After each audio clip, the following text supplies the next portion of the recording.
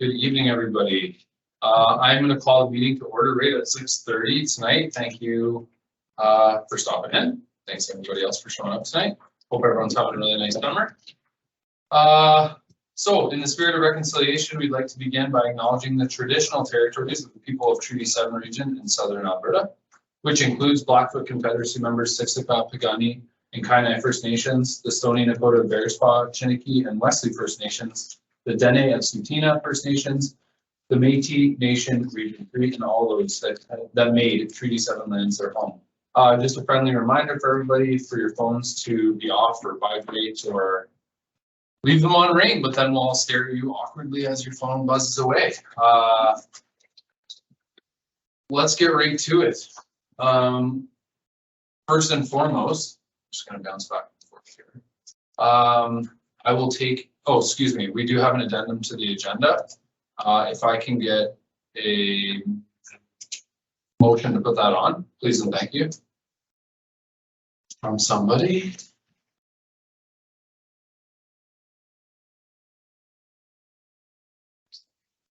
Thank you. We have an addendum to the agenda. Can I get a motion to adopt the agenda as amended? May I hear the addition, please? Yes. Administrative inquiries and staff reports 9.3, 2022 Q2 financial reports. Yes. Okay, you're okay with that? Yes. Okay, awesome. All those in favor to adopt? Carried unanimously. Wonderful. Thank you very much. And if I can get a motion to adopt the minutes, as long as everyone sees that they're okay from July 20th. I will take a motion for that. Deputy Mayor Kloiber, thank you very much. All those in favor to adopt the minutes? Wonderful. Carried unanimously. Okay, we're going to jump right into public hearing. So we have 4.1 bylaw 2022-08. A public hearing in regards to if I'm saying right, a land designation or a land title change or amendment. So I just have a little bit of script to go through here to make sure that I do this properly. So the purpose of the public hearing is to hear what the citizens have to say. Presentations are not to be debated. All questions and comments shall be directed through the chair. Any questions or comments about the bylaw must be addressed in the public hearing. They will not be entertained during the question period of the agenda. So I hereby declare the public hearing to be opened at 6:33. This hearing has been called pursuant to section 230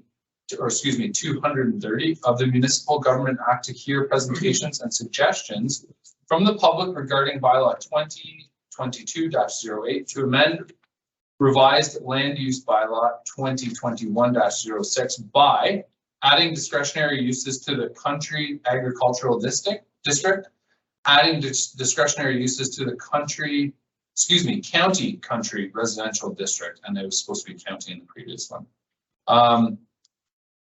Has the hearing been, I'm supposed to add, our planning officer, Rod Ross, has the hearing been advertised in accordance with the requirements of the town's advertising bylaw? Yes. Wonderful, thank you very much. We will now hear from Rod Ross, Planning and Development Officer, who will outline the location and the nature of the application. And the floor is yours, sir, if you'd like to have it. Thank you, Mr. Mayor, members of council. Verna, can you pull up the maps, please? So this is a site-specific amendment to the land use bylaw involving lands that were annexed from the county into the town in 2020. It involves two parcels of land, and they were both owned by the Turner Valley Golf Club. The lands consist of in the southwest corner. There's it's around 15 acres, and that's where the driving range is located for the golf course. And then south of the river and north of the golf course road is the balance of the quarter. That's land owned by the golf club also. where a maintenance building is located, and then the remainder of the site is, of that land is relatively undeveloped. There's some outside storage, but for the most part, it's undeveloped. Good portion of the land consists of land in the river flats, in the floodplain. North of the river is where is the parcel that the town owns, and where Bulldog is located, and that's not part of this redesignation. So what the bylaw is proposing to do is to amend the land use district so that where the driving range is located, that, if you can move to the land use map.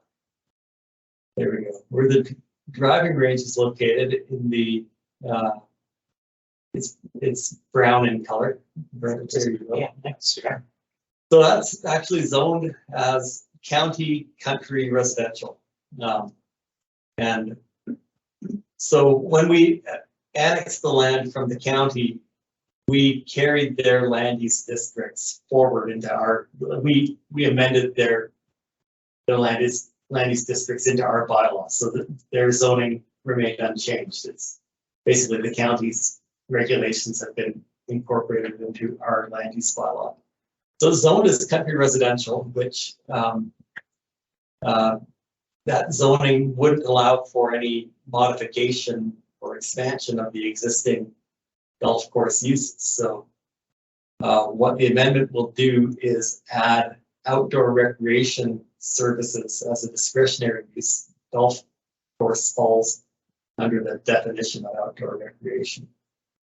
And same for agriculture. The green land is zoned as county agricultural, and that agricultural district also doesn't allow for contemplate golf course development. So we're adding outdoor recreational services as a discretionary use on those lands also, to allow for modification to their expansion of their maintenance buildings, or if they wanted to expand their golf course in that direction, then this amendment would allow them to make that application in order to do so. And we kept it, or the bylaw has it as discretionary rather than permitted, because the definition of outdoor recreation is fairly broad. Keeping it discretionary gives the town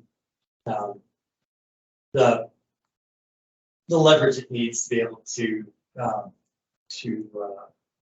review and regulate development on these lands. If we're permitted, the town would have to grant the permit as long as the application that the bylaw. So we're proposing to keep it discretionary. And then the other amendment to these in the bylaw is to add outdoor recreational services - multi-use recreational trail as permitted uses on both these parcels. And that is specifically intended to facilitate the development of an outdoor recreational trail on golf course lands, which is currently being constructed.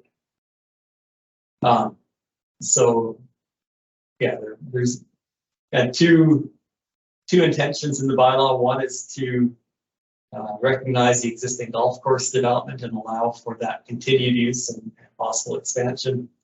And the other is to allow for the development of a public recreational trail. So that's the intention of the bylaw. Verna, maybe you want to scroll through another slide here. This shows the approximate routing of the trail. As you're aware, it's under construction. We had a meeting with officials from Alberta Environment a couple of weeks ago, and have the green light to construct down in the floodplain. So we do require an approval to upgrade the crossing by the beaver ponds by the pump track. And so we'll work with our consultants to to get that in place. But for the remainder of the trail, they indicated that there were no concerns, and an official from Public Lands will be walking the route with less, maybe something happened. It was indicated Next week. it's happening this week. Next week. Next week. Yeah. Thank you. So that's happening, and so that's it's related to the bylaw. It's a bit of an aside, but in terms of that project. So yeah, that concludes the presentation for this application. Be happy to take any questions from council. Thanks, Rob. Appreciate it. Council, questions, comments? Councilor Moore? You mentioned Alberta Environment came out and they had no issues with increasing that bridge, that rock bridge that's there at the bottom of the hill you're referring to, make it safer. If I may, Please do. No, we will have to make an application to upgrade that. The direction we were given at the meeting was that it could be done under it's a code of practice called Code of Practice Notification. So there's a code of practice that adopted under the Water Act, and so that code of practice notification requires us to engage a specialist in environmental. You have to engage the appropriate professional to put together the application to ensure that it's construction of that upgrade doesn't impact water environment. Yeah, that's one of my concerns, to be honest with you, but the beaver dams that have been built, 3, 4, 5, 6 of them, both north of that and south of that. And if somebody comes back with a report and says you can't interfere with it, then this whole thing could be for naught. We could be facing other challenges, a lot of things. We kind of put the cart before the horse. I've had some people asking about it, and you've got a situation where we've done a whole bunch of work, but the bylaw hasn't been amended. Have we not broken policies, procedures, et cetera, by doing things without permission first?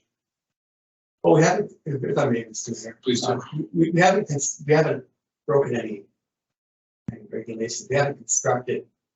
We haven't done any work on that crossing. We made the inquiries to find out what would be required to improve it, and we'll make the appropriate application. We did talk to them about the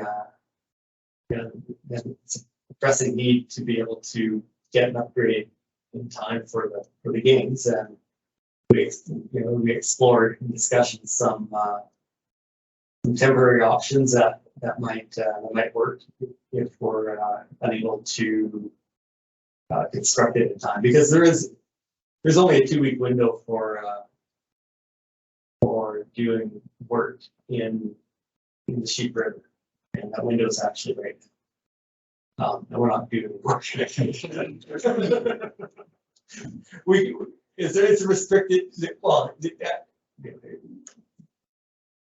it might be possible to do work outside of that 2-week window, but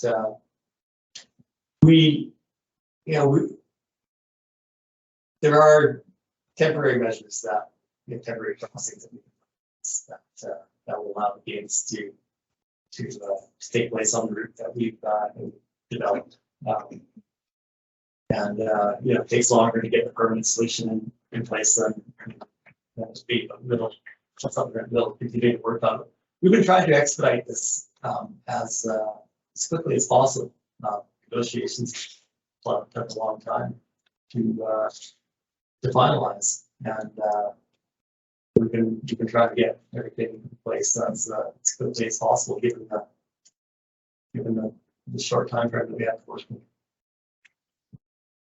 Okay, so if I may, Please do. the issue that I'm trying to raise is, as a sitting member of the MPC for 4 years, we have gone above and beyond trying to hold builders, developers, contractors, homeowners, everybody to part to doing things right. And that's getting your permits first, not coming to ask for permission later. My concern is people are seeing all this, but technically we still don't have permission until the bylaw passes. We've done the work in the Oxbow. We've had excavators down there. They're putting in culverts. We've got work going on. There was a volunteer party last week that went out and did a bunch of handwork. But I guess I'm looking for clarification that if this bylaw hasn't passed until tonight, have we put the cart before the horse as a town? What message are we sending to people who are trying to instill the rules of getting permits first? That's what I want to know, because that's what I'm getting pushed on. So if we've done everything okay, then I can go back to the people. But if we haven't, I need to know if there's accountability on the town's part. Yeah, and just having said that, it's twofold. So yes, we have went ahead without the proper land use designations for the purposes of getting the initial construction done. We were not aware that it was zoned country residential and country agricultural. It has not been in compliance since the time that Foothills has had those pieces of lands. So that's the rationale. That's why we're having the public hearing. The Water Act approval and the crossing agreement is something totally different. We haven't started any work on that particular piece yet. That will be coming because we're working in conjunction with Alberta Environment on it. Okay. Almost perfectly clear. I have one follow-up if I may. Have Fish and Wildlife at all been involved?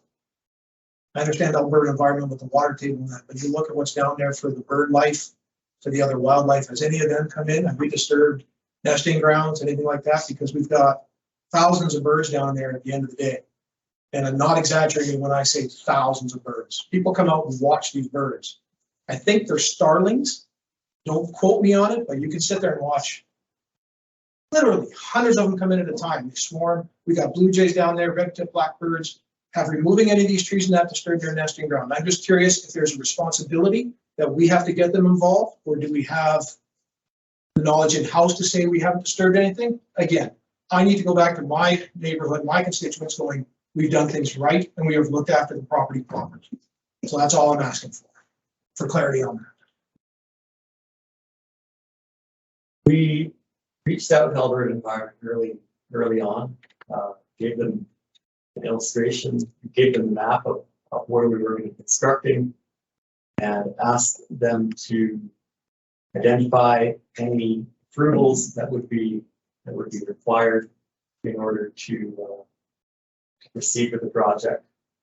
And the response that we got back from them focused on the crossing by the beaver ponds. So we proceeded on that basis. We've been in contact with Alberta Environment since March of this year.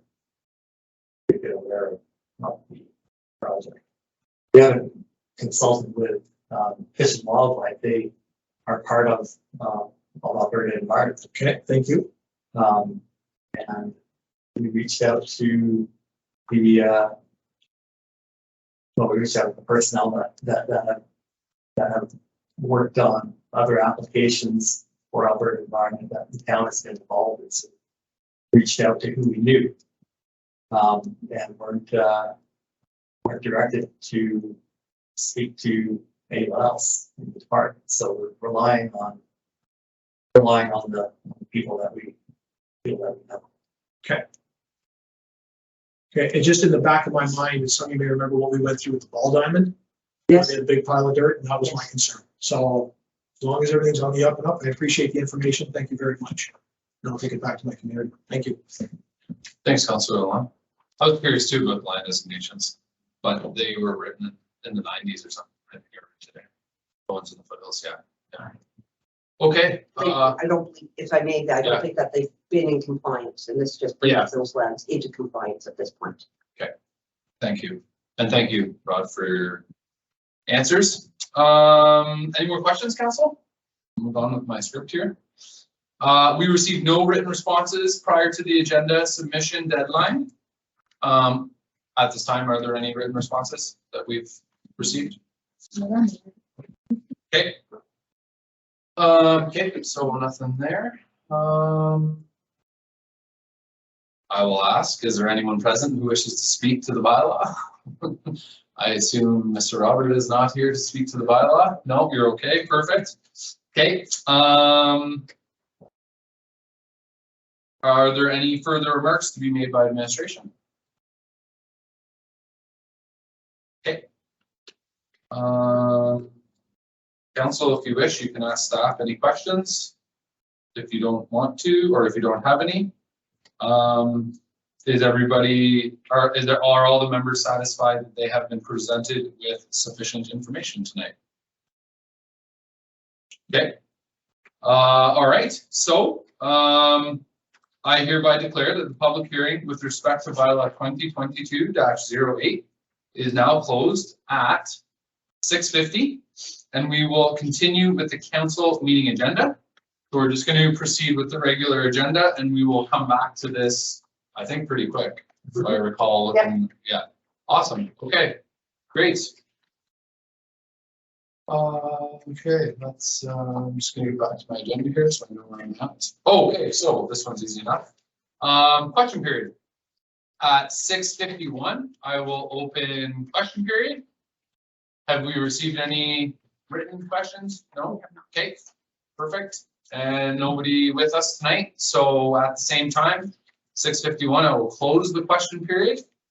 And we will move right back into bylaws. So 7.1 is what we just heard about, public hearing decisions. So this is again in reference to land use bylaw amendment, Turner Valley Golf Course, SW 8-20-2-W5. So sorry, I can't click on these things. I'm just going to scroll back down.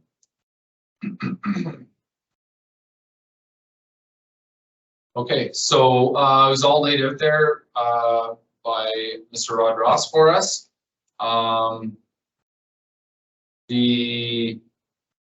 Just to clarify, we're talking about the land use and not about the bridge or any other pieces like that. So just so that everybody's on the same page. So if anyone would like to speak to it, if administration wants to speak to it anymore, they're welcome to. Otherwise, I would take some motions from council. Councillor Thompson. That council, I will give a motion for second reading. That council agreed to give bylaw 2022-08 second reading. Okay, thank you, Councillor Thompson. Does anyone want to speak to the bylaw? All those in favor? Okay, carried unanimously. And with that being said, I will take another motion from someone here. Councillor Lalonde. So council agreed to give bylaw 2022-8 third and final reading. Thank you, Councillor Lalonde. Would anyone like to speak to the motion? Seeing none, all those in favor? Carried unanimously. Wonderful. Thank you, everybody. Thank you, Rod, for all of that. For getting all that stuff sorted away. This has been a big project for you guys. It'll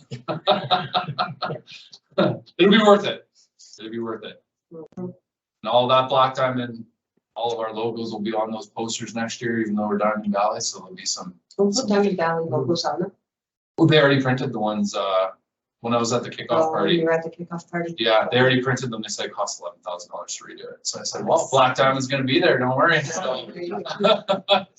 So it'll be a nice tip to the cap for all you guys who not work this year to be recognized next year. So that's awesome. Okay, let's keep on going down here. I'll take this one for the team. Okay. That's all that's it. Yeah, we're good on that one, right? Thank you very much for coming in Yeah. tonight. Okay, thanks. See you next week. Okay, so we're into action items, and I believe, Oh, excuse me. yeah, Rod, when you have a minute, can you call me tomorrow? I have a question for you. Thank you. action items 8.1, and I believe CAO Brown is ready for this one. Making one for the team. She wants it. Yeah. Let's see. That's not necessarily the nicest one. The offsite levy project or the growth infrastructure project has come significantly over budget. Basically, we started the project in 2016. We're just bringing this over the finish line. A lot of the work this year has been based on the amalgamation and trying to coordinate the offsite levies with Turner Valley, which has incurred an additional scope of dollars, which is about $20,000 more than what was that was budgeted for. There was some additional council training that was included in there.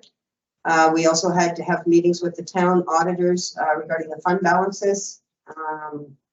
the work that we've done with Turner Valley, having conversations between Turner Valley and JFAC, with MPE and joint councils, urban and joint councils, if council remembers that.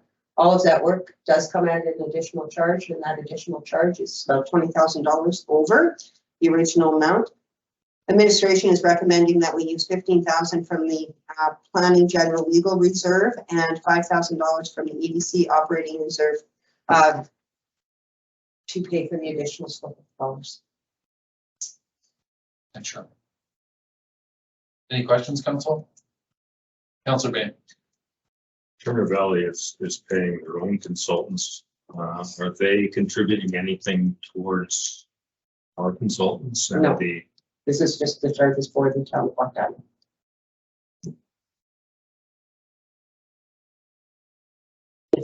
I don't know what the Turner Valley bill is to be able to do their offsite levies bylaws.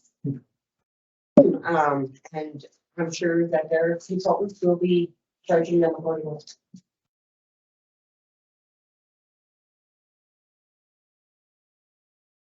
Please. I'll read this one because there's a really long one coming up in this agenda. and we don't want it. That council agreed to approve the transfer of $15,000 from the planning general legal reserve to the 2022 planning engineering budget, and to transfer $5,000 from the EDC general operating reserve to the 2022 planning engineering budget to cover the overage of the growth infrastructure finance review project offsite bill. Thanks very much. Anyone like to speak to the motion? Seeing none, all those in favor? Carried unanimously. Thank you, council. No problem. Thank you, Shirley, for bringing that to us. That's been a long one in the making. You say 2016? Started in 2016. Yeah, 6 years. If council may give me the liberty, it started in 2016 as part of the first things on my tenant coming in, understanding that the levies needed to be done. Then we were going through that project and then went into the annexation conversations. So the levy project then had to be put on hold to move forward with the annexation, because the annexation also impacted the scope of work in 2019 and 2020. With the water looping job that we had to do, and then there's levies attached to that, and so how does all of that play out for new growth? And so as we progress, and so that's in 2020 that was finished. Then the decision to amalgamate in 2021, which is a cumulative effect, is what's happened there. That's the backstory. Synopsis. Yeah, thank you. Okay, let's move on to 8.2, ice user fees. I had a follow-up from our presenters a couple weeks ago, just in regards to the presentation that they gave in the spring, early spring. So I shared that with everybody. We got a little bit of traction on the email panel, so it's up for a little bit of a discussion. Having read through the information that was provided, personally, after I read through this a little bit more today,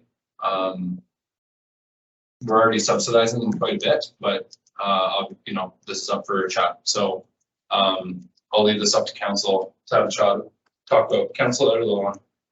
Okay, through previous discussions and chit chats and things that I come up with is, one, I'm not a rink user. I don't know how to skate. I never pretended to. But I know a lot of families and kids and friends that do. Okay, so that argument comes in and says, well, if I don't use it, why should I pay for it? Okay, I've always been an advocate for youth in the community, scoutmaster, the whole thing, whatever. What the decision I came down to was, when you look at the rates now, they're broken down: adult prime time, adult non-local youth, non-local, blah, blah, blah. When I sit here and I stare at it and I see adult prime time, adult non-prime time. Okay, you're an adult. You have a job, you pay taxes, you know what your budget is per month. You can decide if you want to play hockey Saturday nights at 10 o'clock. You can afford it, so be it. I don't want to see a decision a parent has to make because they may have 3 kids but can only afford 2. How do you tell child number 3 maybe next year? And I know I've heard the issues where we're still one of the better, cheaper rinks. We have the rinks, other rinks do this, and the arguments go back and forth and over and over. But it still resonates with me that when you have to tell a kid no, you're crushing dreams. And they may not be the NHL dreams, but you've got friendships, disciplines, community, everything. I would be willing to discuss, and I'll put this out to council, that the adult rates stay as is. You can set your budgets if you can afford to play hockey. But I think the local youth rates should be reduced this year. See what kind of an impact it does make on our taxes. I don't think it'll be exemplary personally. And then reassess next year. As we become an amalgamated community, we have a larger tax base to help support it. If they have a larger tax base to help support their pool runnings, these are things that you look at together. But I think for this year, coming out of COVID, every event that we've done public, we have seen record numbers. People want out, and I don't want to have a family say, sorry, Tim. I want that door to open up. So I want to see as many youth as we can get registered. It's registration season now. Let's show them that we can support them, get the rink filled, and I think it'll take care of itself. That's my suggestion. Deputy Mayor? Sorry, I didn't look across. Thompson, Councillor Thompson. Thanks, Daryl. I totally agree with you. One of the things that I'd like answered is when you referred to the Turner Valley swimming pool. I know that that is, I mean, swimming pools never make money. Arenas don't either. But I do know that the Foothills County pays for operational costs on that facility. Has the MD or the county ever been approached to assist with operational costs for this arena? Because a lot of the users, local users, come from municipality and the counties and British and Millerville, etc. Have they ever been approached to assist with this? And I know that this might be one of the things that will come up in discussions when we do our intermunicipal framework discussions. But I'd like to know if the county is willing to start supporting operational costs. I'd also, I agree with dropping the local youth ice. And I'd like to know what the difference is between local youth ice rental, local youth prime A, local youth prime B. What are the differences in that? Why do we have three different rates, one being at 150? Do you know? Can you explain that?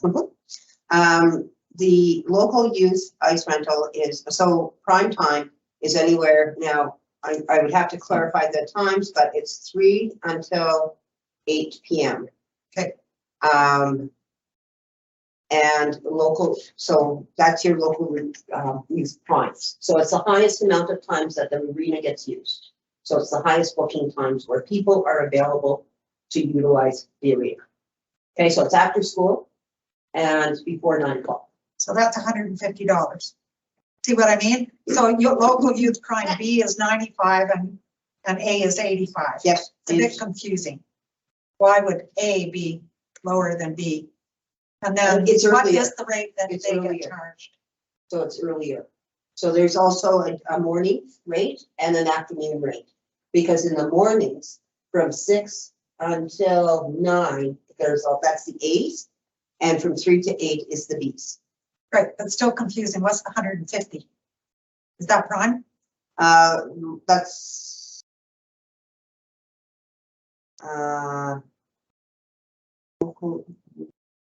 no, I mean, that one I'm gonna have to get clarified. Sorry, Heather. Yeah, so that's what's confusing is you've got prime A, a prime B, and then 150. Do we still have, hold on, let me see if I can find that memo. I'll get that. What's your other questions, please? Councillor Bain?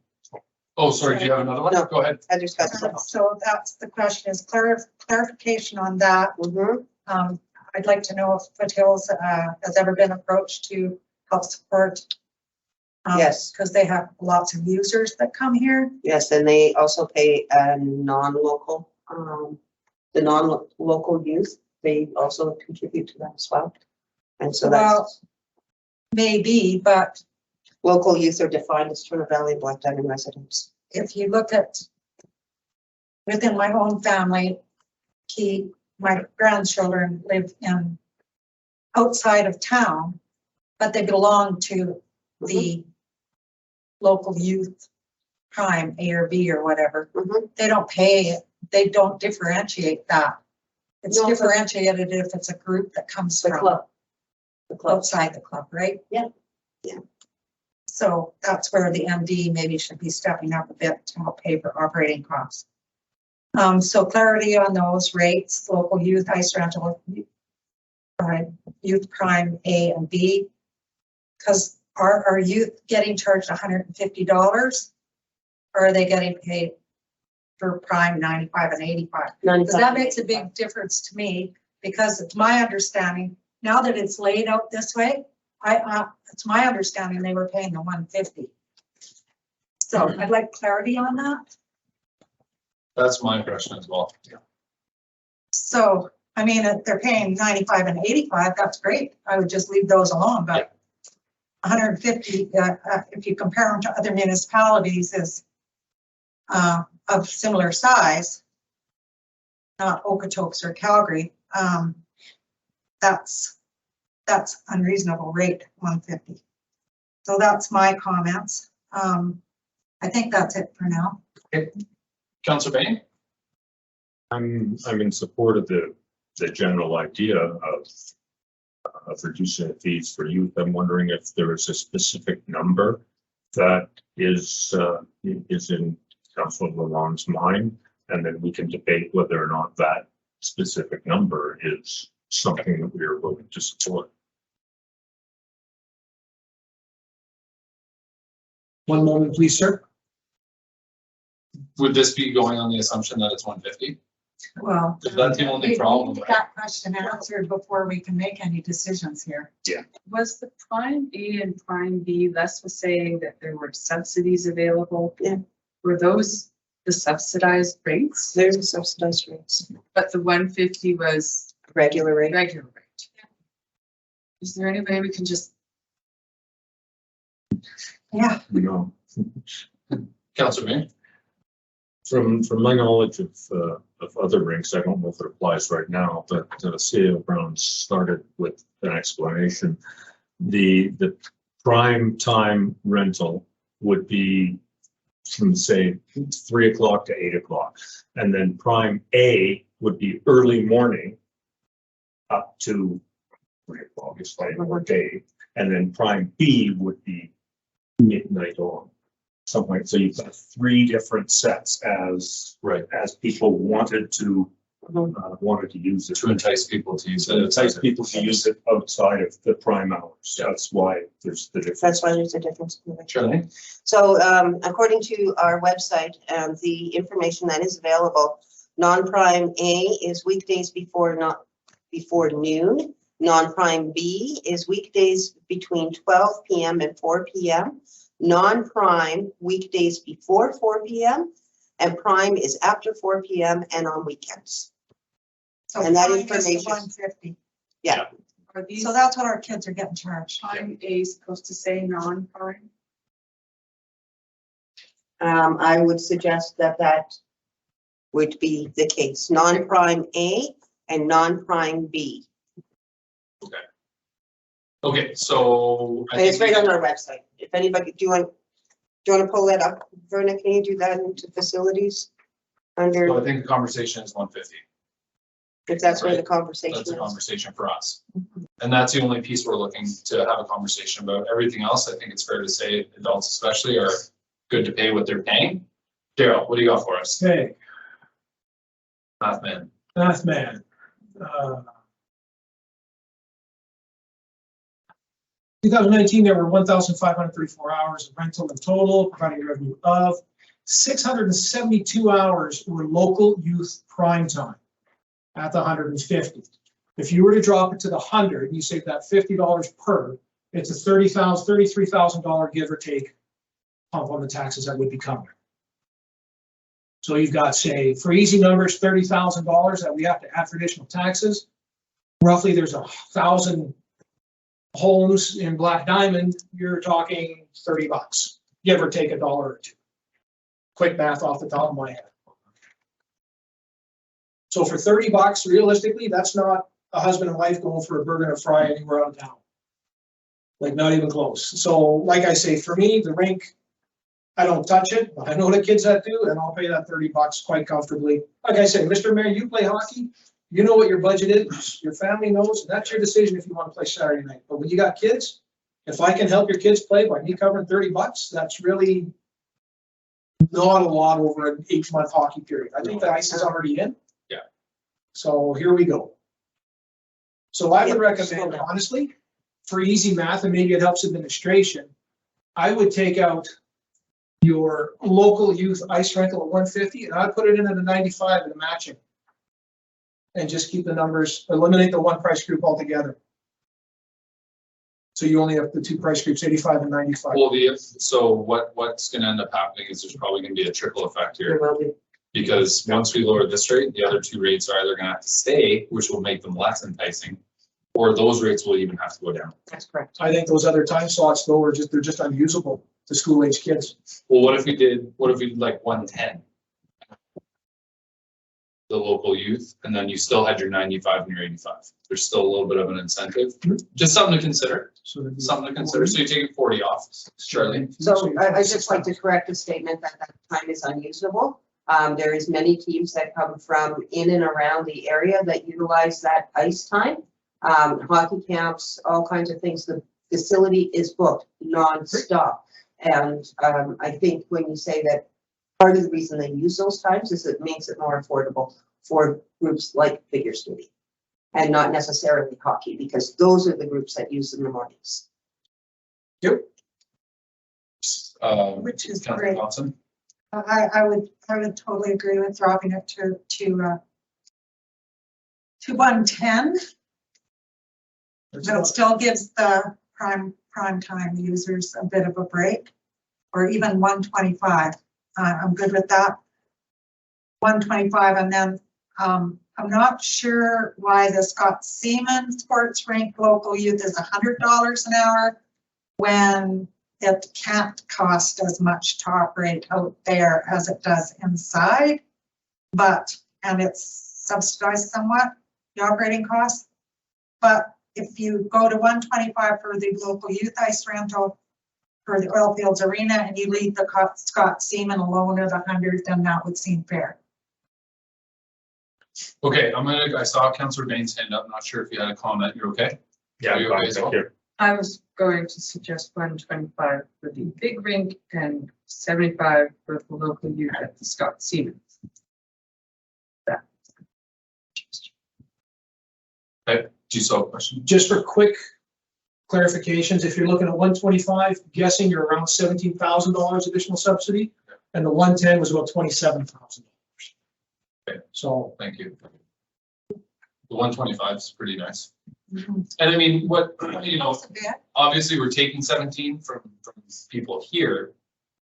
But that means that the organizations are saving $17,000 combined, which is pretty awesome It for will them. help a lot. Yeah, and like you said, Daryl, to your point, bring everyone back in, get the canteen rolling, get everything pumped up again. And then once we amalgamate, we can have a real big discussion about rates. yeah, I think what bothers me the most about this is coming out of COVID.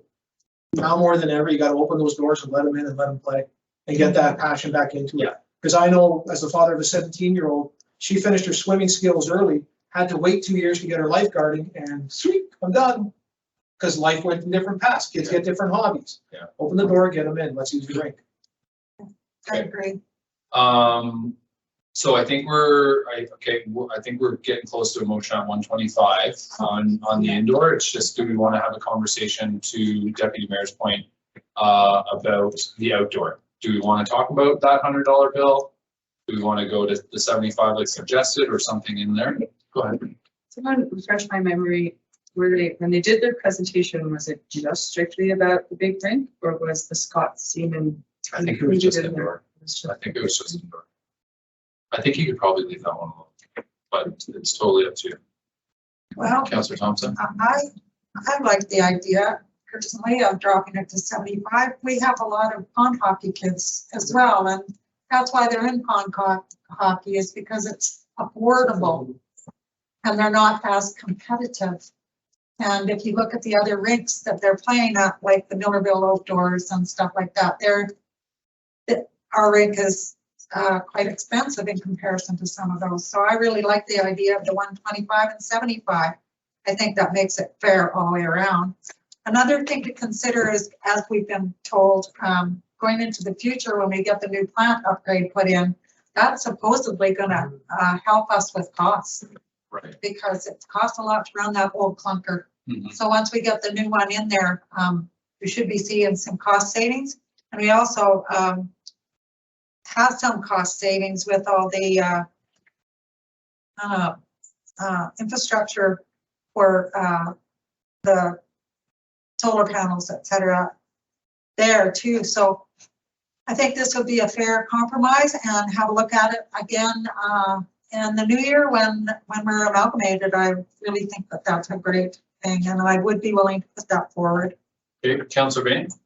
I was just gonna say, since Councillor Lalonde suggested dropping the fees, I'd be willing to support a motion of his if it were to be 125 and 75. I'm just struggling with the Victoria, but I'm on board with all of you guys.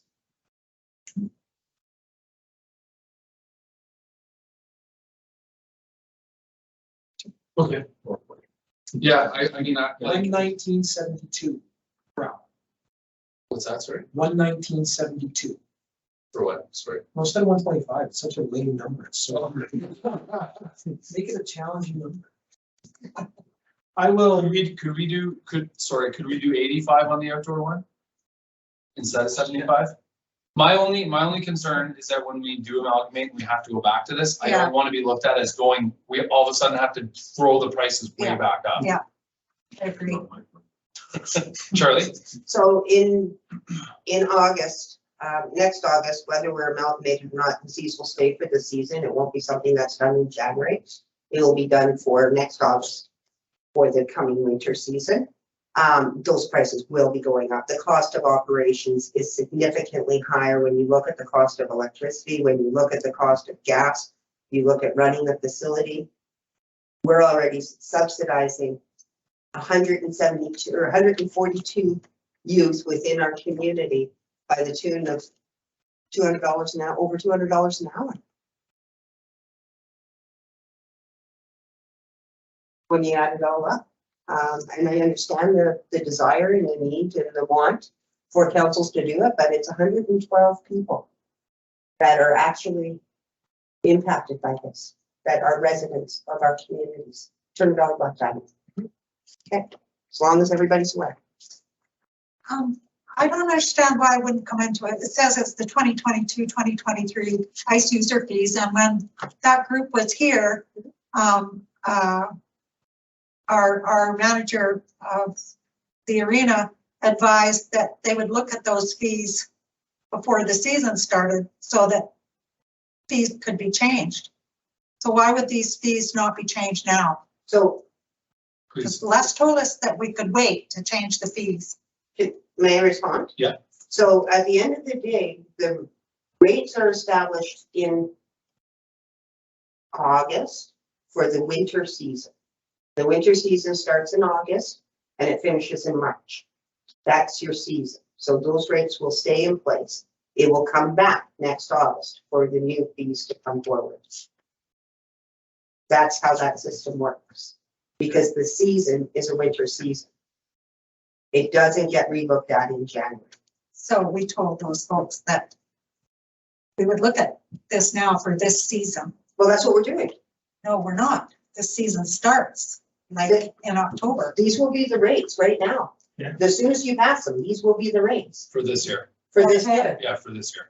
All It right. starts now Okay. and goes to March of Okay. And then we'll 2023. have to talk about it again. And then you're gonna talk Okay. about it again. But I will tell you that those rates are going to They're double. gonna have to go up. They're going to double. And So- personally, I'm okay with changing the adult rates. I'm okay with upping those a bit. And I said that when we discussed it before. We'll come back to it next fall. Adults, or do you guys want to talk about going up? No, you may. Okay, Oh, no, I'll pay. No. I think Heather's saying, in order to kind of offset what we're taking away, we can put it on someone else. Counselor Lon. I was gonna say, yeah, electricity's going up, power's going up. We've got the new refrigeration going in, which is supposed to save us money. We're gonna have double the tax base. We have different challenges we're gonna face on both sides of the river. Anything we come up with saying prices are gonna go up, to me, is speculation. Once amalgamation goes through and you have a solid two-town tax base now as one, we can see what their benefits are with the pool. Maybe they can help us out, we can help them. We don't know what it's gonna look like. And if somebody comes back next August and said, you guys raised the rates back to 150, says, yeah, but we're still subsidizing you 60%. We have these issues, but when the new rate goes in, blah, blah, blah, it's speculation. And I don't want to get into he said, she said, but my goal is this year, right now, for that $30 or $20, seriously, support the kids. I'm sorry. So if you're ready, I'm gonna ask Vernon, Yeah. or whoever's gonna help me out with this one. Let's do it. I can put it forward if you want, Daryl, or do you want? I'm happy to do it. I just need it typed out so we get everything right, or Okay. I'm gonna actually suggest, if you Yeah. guys are okay with it, that we simply replace this chart. with the Ah. motion, if you're okay with that. and then the motion would just read as amended. We'll set, Yes. we'll set the 2022 to 23 rental rates. Yeah, And just thank you. replace the numbers, if that's okay. Okay, so the chart then, Where you take that one? adult non-prime stays, adult prime stays. Okay. yeah. So the local. The local youth ice rental for $150. I'm gonna go a little lower and split the difference. I'm gonna say it will now be $120 per month. 120, $120.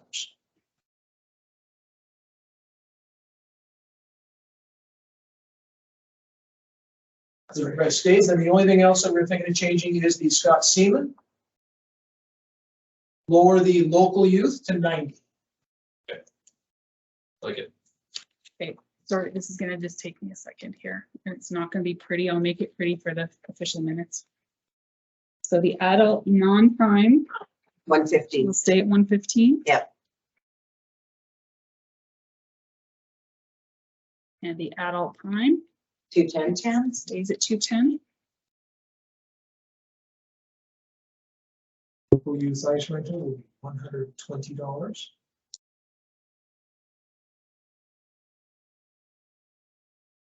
Prime A, Notes will stay the same. $85. B is 95.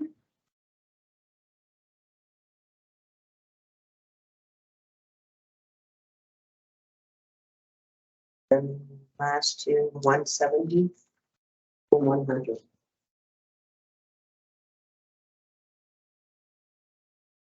Unchanged. Correct. And then the SSSR, The only change. To 90, Yeah. sorry, yeah, local use. local The youth, adult will 90. stay the same, local youth changes to $90. And non-local youth will stay the same. Sure.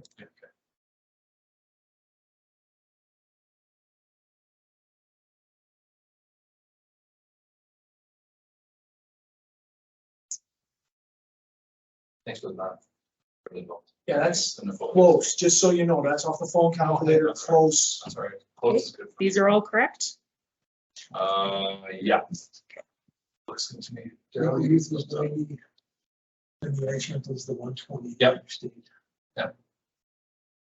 Okay, so then my motion then would be that, oh, how are we gonna word this? I recommend that administration implement the charges to the arenas as amended. yes, We can just actually, as you're just presented. setting the ice fees Then we're setting the ice fees. at, yeah, the 22, 23 ice user fees. 2022-2023 ice fees as amended, as presented. As below. And yeah, Yeah. and then we'll just put the chart right in there. Okay, thank you very much. Does that work? Okay.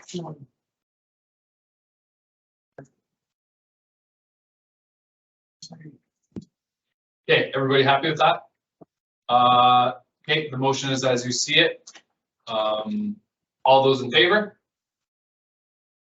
And all those opposed? Okay. Foreign paper. Okay.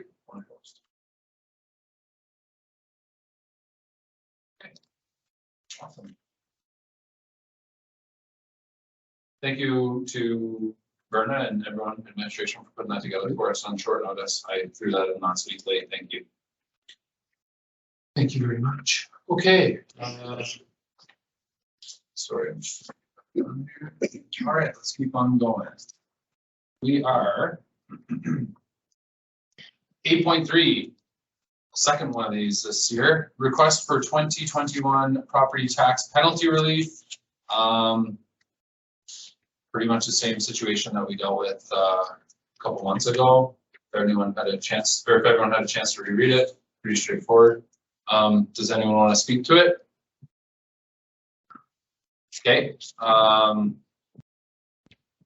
Would someone like to, okay, Deputy Mayor. One question, in the email that was attached, it says administration is thinking about working out a system to send late payers or, Notification. yeah, and any information on that? Well, right now, the penalty dates have been changed, and they have been changed for the last 2 years to September 30th before we apply any penalties.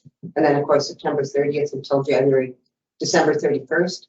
Any payments that come in thereafter will roll utilities and then include other payments. If there is no payment by the 30th of September, that we will be sending out notifications, just a letter or a note to those people who are not on tips and who have not made payments to say that you need to pay, or else there'll be additional penalties that will be put on. We don't currently do that. We don't send out a notice, so this is sorry. Go ahead, Speaking Councilor of- Thompson. That's all right. This is a longtime resident that should have been aware of paying taxes, paid them for quite a few years. But sometimes things slip your mind as you get older.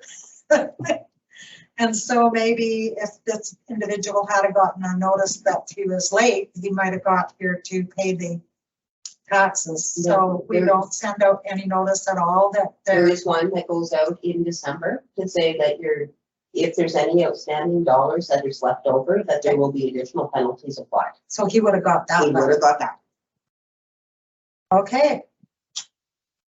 So if he had paid them then and there, it would have been just 15% in penalties. Correct. And he did not. Okay. Yeah, thank it's you. one thing to miss 1 year. It's another thing to miss 2.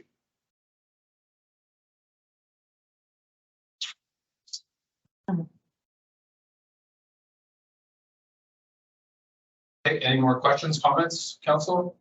Someone want to put a motion on the floor? Councilor Lalonde? The council agreed to deny the request to council to reduce the tax penalties totaling $889.05 for the property known as Lot Plan 1 and 2, Block 18, Plan 406 1EC, and request that administration notify the property owner accordingly. Thank you, Councilor Lalonde. Would anyone like to speak to the motion? All those in favor? Carried unanimously. Thank you, council. Okay, 8.4, alignment of franchise fee agreements. This was brought forward at the JFAC meeting last week and is now being brought back to us for final discussion.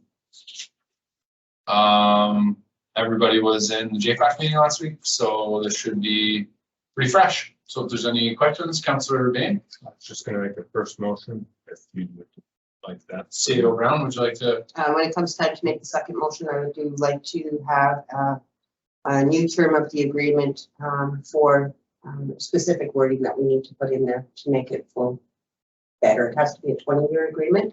The initial term being 10 years, the subsequent term being 5 years, and the second subsequent term being 5 years. Okay, That's for the second motion, sorry. okay. Was there a reason for the change? We didn't hear that last week, is that? Well, we had a meeting with Fortis Okay. yesterday, and they have requested this particular wording to go forward. Okay, So assumably. They have the That's same the information. same thing tonight. They were in the same meeting. Yeah, just Checking. They were in the same meeting. yeah, that's not here. Well, it's still not a guarantee. Okay, Councillor Bain. The council agreed to the alignment of the ATCO franchise agreement to include the property tax clause and ATCO municipal franchise fee rider in the amount of 15% and a term of the new agreement for 10 years. And I have no further comment. Thank you, Councillor Bain. Would anyone like to speak to the motion? Seeing none, all those in favor?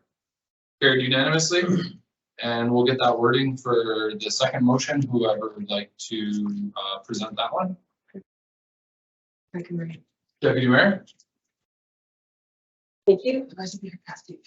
Oh my goodness.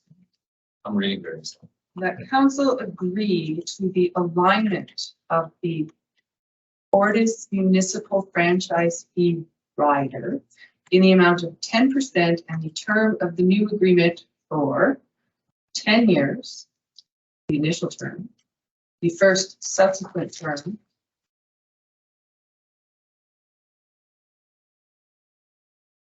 $5 years, and the second subsequent term,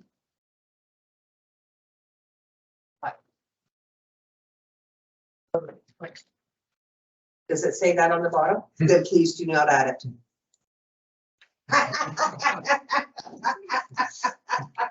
Please do not add it. Okay, Deputy Mayor, thank you. Okay, all those in favor? Carried unanimously.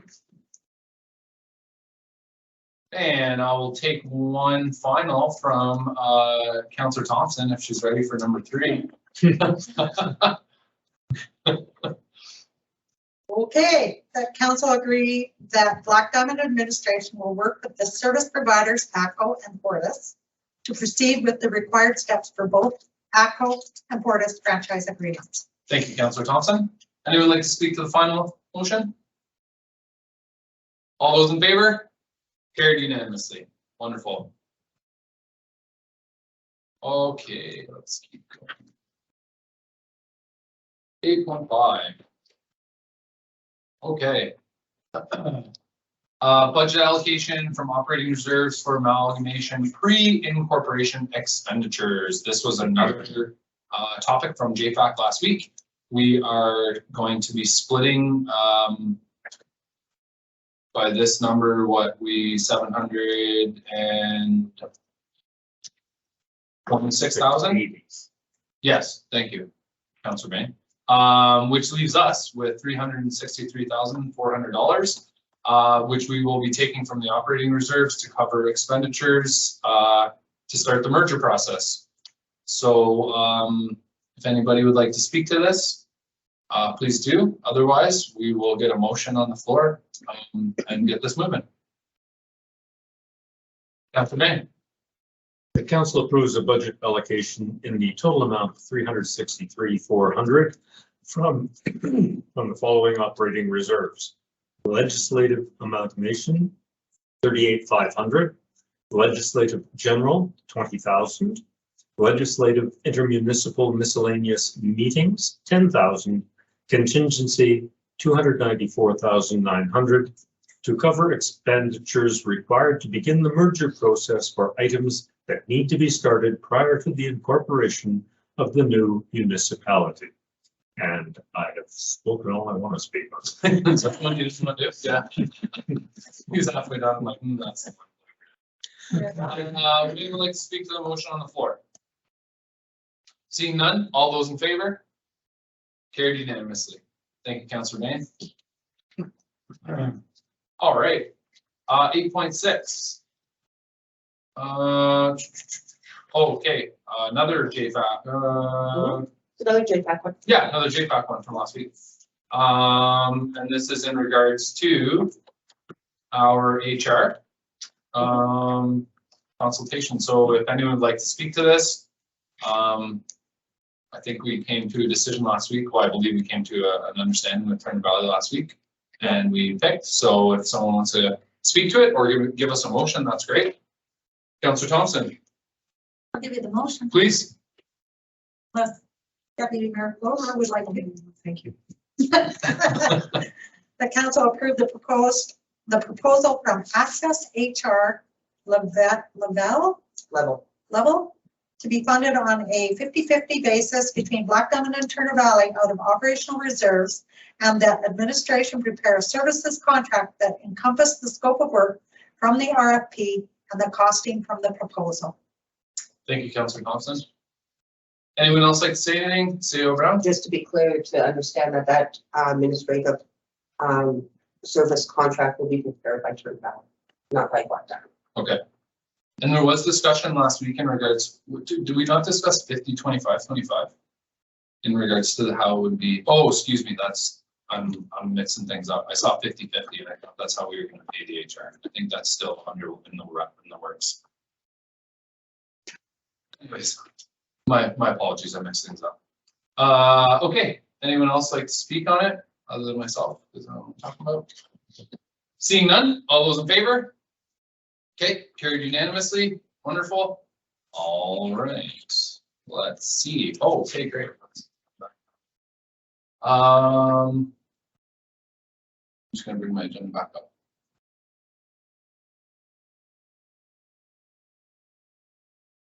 Okay, we are moving on to reports and committee minutes. We had a couple council reports. Myself and Deputy Mayor Flavor, great, so those are there. Not a whole lot from myself. And then we're moving on, oh no, sorry, 9.3. It was an addition, administrative inquiries and staff reports, so that is there. I'm not sure if administration wants to speak to it or not. If council has any questions, actually, before you do that, can you pass your, is there any questions around your councillor reports before we go into this other one? Oh, yeah, do you guys have questions about the reports? Councillor Bain? Just move to accept them for information purposes. Okay, thank you very much. All those in favor to accept this information? Carried unanimously. Wonderful. Okay, we'll pass it back to CEO Brown. So your second quarter financial report is before you. Sorry it was so late. Due to some completion times, we didn't get this out in a timely manner. You have your second quarter capital projects updates. You have your reserves. You have your actual versus budget. And then you have some notes. If there's any questions about those, we'd be happy to entertain those and explain. Thank you. There is any. Council, any questions? Otherwise, I would take a motion to accept this information. Councillor Thompson? I want to say kudos to staff for putting together great reports. They're very clearly explained on the notes to the budget. I really appreciate the work put into it. I just wanted to say that these are really great reports, and I really appreciate it. Thank you, Councillor Thompson. Take a motion to accept this information.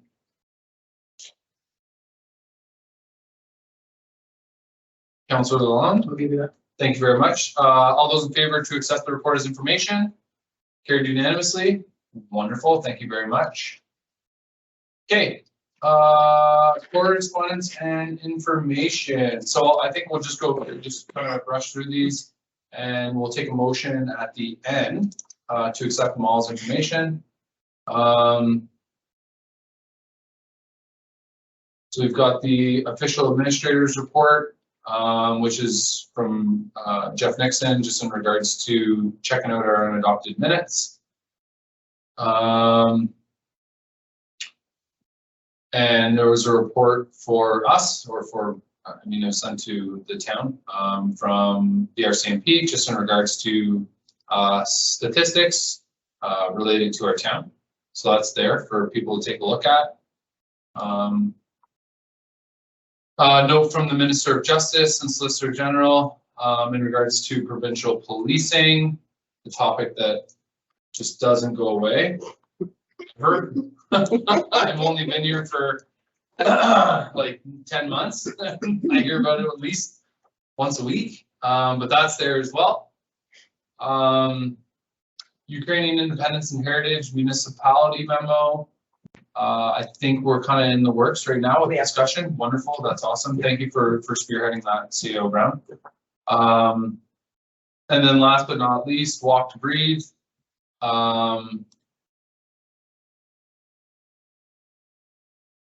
Another piece of reading material. If anyone would like to speak to any of it, now is your chance. Otherwise, I would take a motion to accept his information and we can move on to our final topic of the night. Potentially. I'm sure it is. Deputy Mayor, thank you very much. All those in favor to accept that as information, and that is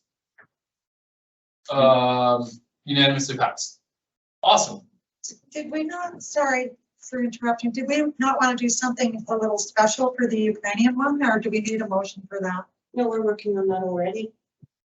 So my understanding is that there is some members of council who are potentially purchasing a flag. We've arranged how the protocol on the flag goes. We will be doing some. Right, so my question Sunflower. though was, do you need a motion? No, for- No, we're okay. That's great then, that's all. Yeah. Yeah, I we knew that we were doing things, I just. Thank you. We're working on things. Appreciate it. Awesome. Do you need to take, do you want to take 5? Does everyone want to take 5 before we go into close, or do you guys want to go into close right now? Take 5? Okay, let's take 5 at 7:41. We'll come back in 5 minutes. We'll take a motion, go into close, and then if anything comes out of closed, we'll let our recording know. But otherwise, we're back at 7:47. We are back, calling the meeting back to order at 7:49. And at this time, I will take a motion to go into close. From somebody? Deputy Mayor Clover? Need Chad here. Yeah. Chad's the go-to motion giver guy. All those in favor of going into closed or in camera, okay, carried unanimously.